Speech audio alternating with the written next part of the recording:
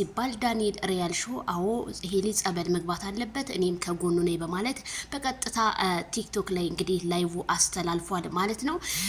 አሁንም እንግዲህ ጦርነቱ የሩታ አድናቂዎችም ሌሎችም እንግዲህ ጦርነታቸውን እያጧጧፉ ይገኛሉ።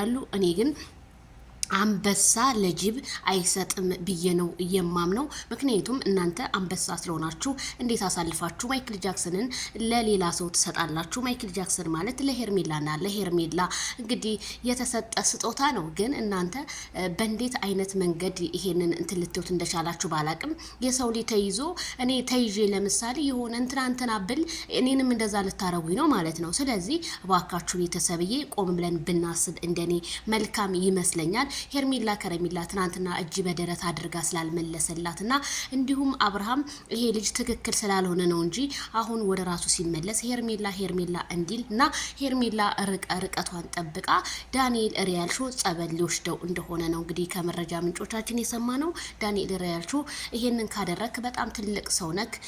አሁን እያወራሁ ያለው ነገር በጣም ለእውነት እየተከራከርክ ነው እንደሆነ የምናየው።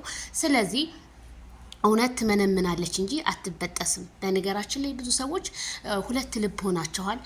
ምክንያቱም ድራማም ነው ድራማም አይደለም እያላችሁ ነው። እሱን እንግዲህ አብረን የምናየው ይሁን። እኔም እንደናንተ ሆነ ቪዲዮን በምናየው ልክ ነው እየፈረድን ያለ ነው። ስለዚህ አብረን እናያለን።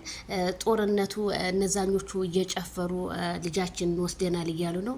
ምንም አልተወሰደም። ይሄ ልጅ የተወሰደው በመተት ነው።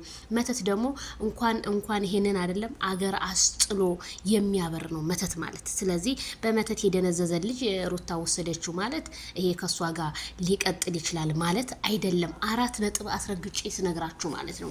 ስለዚህ ተረጋጉ። የረጋው ተስቅቤ ይወጣዋል። እናቴ ዳንኤል ሪያል ሾው ይመች ያራዳ ልጅ